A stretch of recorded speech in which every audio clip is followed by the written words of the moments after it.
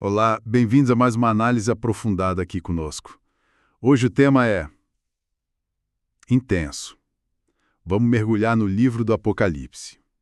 Nossa fonte principal é uma versão falada da tradução A Mensagem, que encontramos num vídeo do YouTube, do canal Bíblia Sagrada 24 Horas.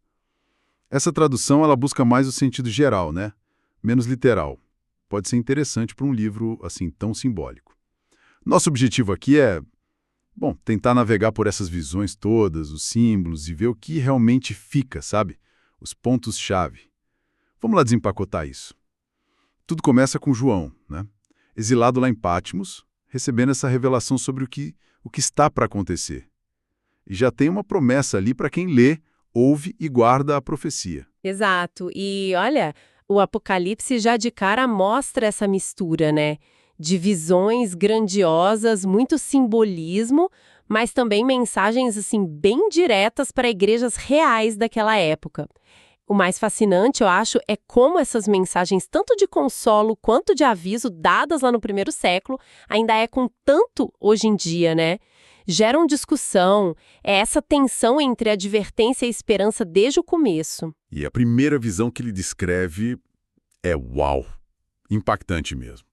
O Filho do Homem no meio de candelabros de ouro, que são as igrejas, cabelos brancos, olhos como chama de fogo, a voz como cachoeira e segurando estrelas na mão, que seriam os anjos, os mensageiros das igrejas.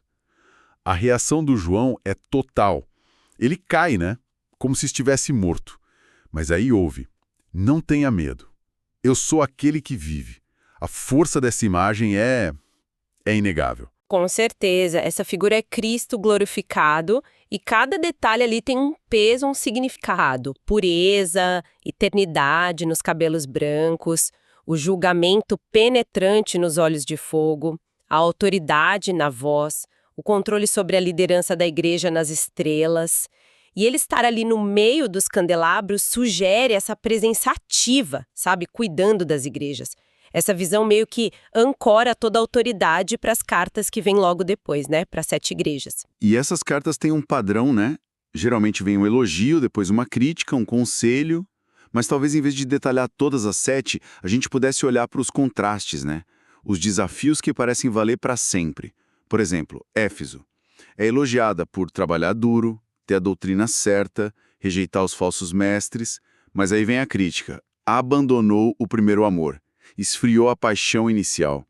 Isso não só, assim, familiar, em várias áreas da vida até. A rotina que vai minando o fervor inicial. Exatamente, é aquele perigo, né? Da ortodoxia que perde a vida, da estrutura sem o coração pulsando, e o aviso é sério. A luz deles podia ser apagada, é um chamado para reacender aquela chama essencial. Aí, no outro extremo, a gente tem Esmirna. Eles estão sofrendo perseguição, pobreza, mas são chamados de ricos espiritualmente. Para eles, não tem repreensão, só encorajamento. Sejam fiéis até o fim, e a promessa é a coroa da vida. É um lembrete forte, né? De como a avaliação de Deus pode ser o contrário da do mundo. E tem Laodiceia, acho que a mais conhecida, repreendida por ser morna, nem fria, que serviria para alguma coisa, nem quente, fervorosa. Essa indiferença dá vontade de vomitar, diz o texto. Eles se acham o máximo, né? Ricos, autossuficientes, tô bem, não preciso de nada. Mas a visão divina é que são os coitados, desprezível, mendigo, cego e nu. Nossa, é uma crítica demolidora à complacência. E essa mornidão, essa autossuficiência que cega para a própria condição espiritual, talvez seja um dos alertas mais atuais do livro, para qualquer tempo. Mas o interessante é que mesmo para Laodiceia, a imagem final é Cristo ali, batendo na porta, oferecendo uma saída. Como não? Compre de mim ouro refinado, fé genuína, vestes brancas, justiça, colírio, discernimento. As cartas, se a gente olhar o conjunto, mostram isso. Um chamado constante para ir além da aparência, para uma fé que seja real, que persevere, que tenha paixão, não importa se o cenário é de perseguição ou de aparente tranquilidade e prosperidade. Saindo um pouco das cartas, a visão vai para o céu. João descreve o trono de Deus. Tem arco-íris, relâmpagos, trovões, 24 anciãos de coroa na cabeça se prostrando, E aqueles 4 seres viventes, um leão, um boi, um homem, uma águia, cheios de olhos que não param de dizer: Santo, Santo, Santo é o Senhor Deus, o Todo-Poderoso. É uma cena de pura majestade, adoração total. Exatamente, o capítulo 4 estabelece isso, a soberania absoluta, a santidade, o controle total de Deus sobre tudo. A criação, a história, tudo. Os anciãos, provavelmente, representam todo o povo de Deus, né? Antigo e Novo Testamento juntos. E os seres viventes, toda a criação. Todos ali reconhecendo quem realmente manda no universo. Essa cena é o pano de fundo para tudo que vem depois. E o que vem depois é tenso. Deus segura um rolo, selado com 7 selos. É o plano dele, parece. Mas ninguém, em lugar nenhum, é digno de abrir esse rolo. Aí João começa a chorar muito, até que um ancião fala: para de chorar. Olha ali, o leão da tribo de Judá, a raiz de Davi, ele venceu. Ele pode abrir o livro. Só que quando João olha, não é bem um leão que ele vê, é um cordeiro, com marcas de ter sido morto, mas de pé. E é esse cordeiro que pega o livro. E aí está um dos paradoxos mais, assim, centrais e profundos, não só do Apocalipse, mas de toda a fé cristã, né? O poder para desenrolar o plano de Deus não vem da força bruta do leão, mas da vitória que foi conquistada pelo sacrifício do cordeiro. É a aparente fraqueza da cruz que se revela como a verdadeira força. E é por isso que só ele é digno. A adoração que explode no céu depois disso celebra justamente a redenção pelo sangue dele. Ele é o centro de tudo. E aí o cordeiro começa a abrir os selos. Os primeiros 4 liberam os tais 4 cavaleiros. Figuras que ficaram famosas, né? Cavalo branco conquista. Ou talvez o evangelho. Ou um falso messias. Tem debate aí. O vermelho é a guerra. O preto, a fome, crise econômica. E o pálido, o amarelado, a morte, as doenças. São tipo flagelos da história humana, mas que parecem se intensificar ali. Sim, eles simbolizam essas consequências, né? Que vêm do pecado, da rebelião humana. Agora liberadas ou intensificadas como parte do juízo de Deus. O 5º selo já mostra as almas dos que morreram por causa da fé, clamando por justiça. Eles recebem consolo e ouvem para esperar mais um pouco. E o 6º selo? Aí são catástrofes cósmicas mesmo. Terremoto, sol escuro, lua vermelha, estrelas caindo, pânico geral. A estrutura do universo parece abalada. E depois dos selos, a coisa parece que piora com as trombetas. Os julgamentos ficam mais diretos, mais estranhos até. Afetam a natureza, terra, mar, rios, céu e as pessoas. A 5ª trombeta libera os gafanhotos demoníacos do abismo. A descrição é bizarra. Eles vêm para atormentar, mas não matar quem não tem o selo de Deus. E a 6ª trombeta libera um exército de cavaleiros sobrenaturais que matam uma parte enorme da humanidade. A progressão é nítida, né? Dos selos que são mais gerais para as trombetas que são juízos mais diretos, sobrenaturais. O ponto-chave aqui talvez não seja nem decifrar cada detalhezinho, porque, nossa, tem muita interpretação diferente, mas é entender o padrão. São avisos que vão crescendo em intensidade, são demonstrações da seriedade do pecado, da justiça divina e, de certa forma, ainda são um chamado, mesmo que duro, para o arrependimento. Só que o texto é explícito nisso. Mesmo depois dessas pragas todas, a maioria das pessoas que sobreviveram não se arrependeu. Continuaram na idolatria, nos seus crimes, feitiçarias e imoralidade. Isso é chocante, né? O que isso diz sobre como as pessoas reagem ao juízo? Levanta uma questão muito profunda, né? Sobre a natureza da rebeldia humana, a dureza do coração. O Apocalipse parece indicar que, para muitos, nem a demonstração mais clara do juízo divino é capaz de gerar uma mudança real. E isso meio que prepara o cenário para o conflito final, onde as coisas ficam ainda mais preto no branco, digamos assim. E nesse conflito surgem figuras simbólicas muito marcantes. Tem a mulher vestida de sol, que está sendo perseguida por um dragão vermelho enorme, que o texto diz que é Satanás, isso no capítulo 12. Parece uma imagem do povo de Deus em luta contra o mal. E depois vem as duas bestas, no capítulo 13. Uma que sai do mar, talvez o poder político opressor tirânico que persegue e quer ser adorado. Sim, essa besta do mar é como o arquétipo do Estado, do sistema de poder mundial que se coloca contra Deus, sabe? Que blasfema, persegue os fiéis, e o poder dela vem do dragão. É a corrupção do poder político no seu nível máximo. E tem a outra besta, que vem da terra. Essa parece um cordeiro, mas fala como dragão. Ela que promove a adoração da primeira besta, faz uns sinais, uns falsos milagres e institui a famosa marca, na mão direita ou na testa.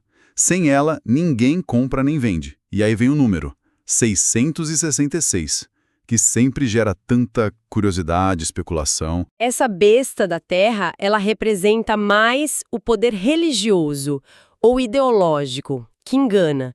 É o falso profeta.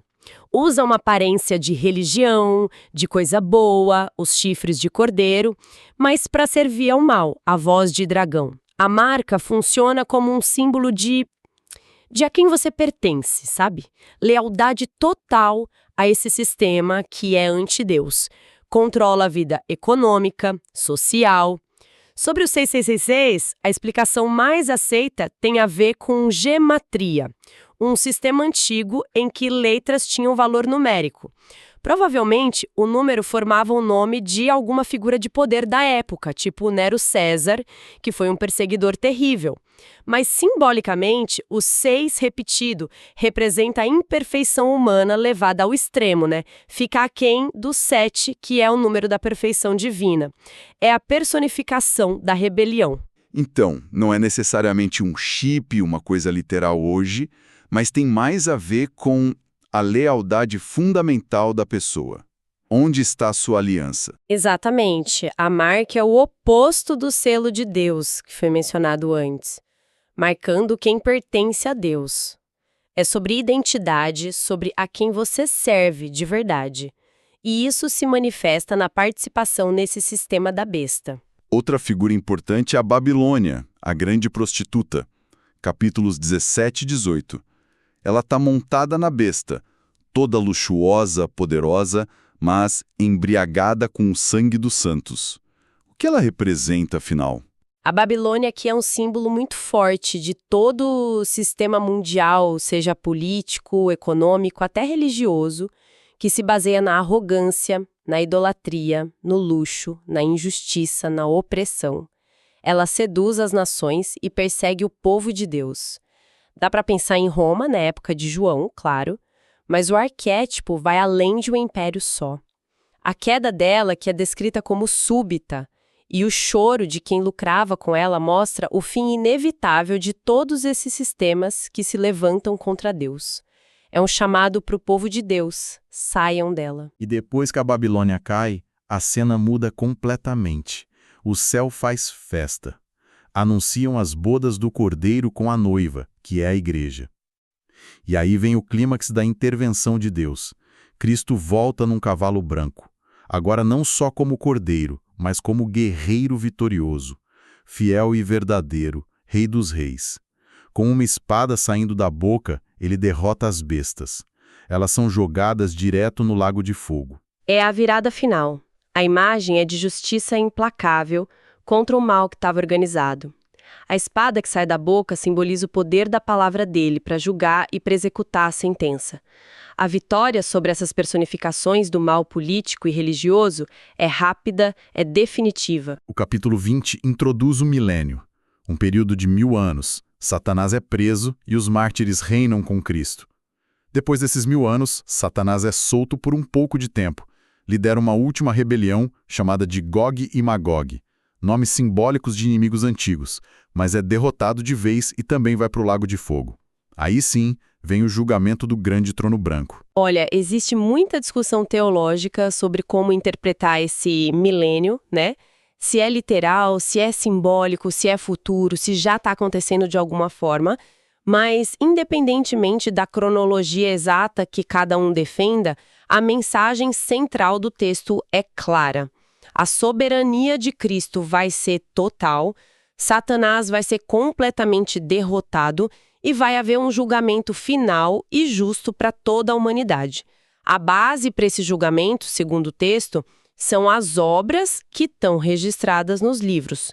E o ponto crucial é se o nome da pessoa está ou não no livro da vida, que parece indicar a salvação, a relação com Deus através do Cordeiro. E aí, a morte e o inferno, o Hades, são destruídos também. É o fim definitivo de toda oposição a Deus. E depois desse julgamento todo, vem a visão mais cheia de esperança, né? Novo céu e nova terra. A nova Jerusalém desce do céu. A descrição é de um brilho incrível, ouro, pedras preciosas.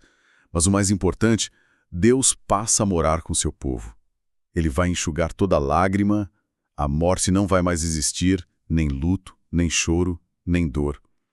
Não tem mais templo, nem sol, nem lua, porque a glória de Deus ilumina tudo. Tem o rio da água da vida, a árvore da vida. Que imagem de restauração completa! É a consumação de tudo, né? De toda a história que a Bíblia conta. O paraíso que foi perdido é restaurado, mas de uma forma ainda mais gloriosa, permanente. A comunhão perfeita entre Deus e a humanidade, livre de pecado, de sofrimento, de morte.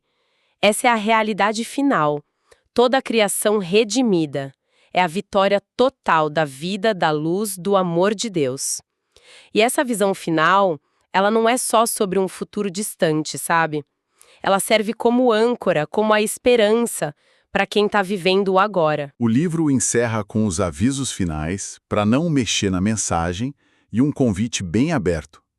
Quem tem sede, venha. Quem quiser, beba de graça da água da vida.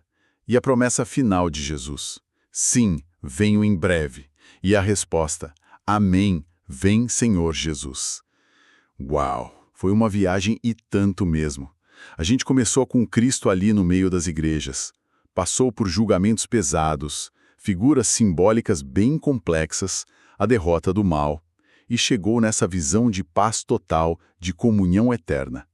Parece que, apesar de todo o terror, de todo o juízo, a mensagem principal que essa fonte, a mensagem, traz é essa: a certeza do controle de Deus, a justiça final que vai acontecer e, acima de tudo, a esperança na vitória de Cristo e na restauração que Ele vai trazer. Exatamente. E essa visão do fim, ela levanta uma questão fundamental para a gente aqui e agora. Se esse é o destino final, um mundo justo, sem mal, em plena comunhão com Deus, como que isso deveria impactar o nosso jeito de viver hoje? No meio das nossas tribulações do dia a dia, das seduções das Babilônias modernas que a gente encontra por aí, como que a gente equilibra a seriedade dos avisos do Apocalipse com a alegria e a segurança dessa esperança que ele também oferece? Talvez o maior desafio não seja nem decifrar cada símbolo, mas sim viver à luz desse fim da história que o livro revela. É uma reflexão e tanto para a gente levar daqui. Agradecemos a companhia de todos nesta análise intensa do livro do Apocalipse.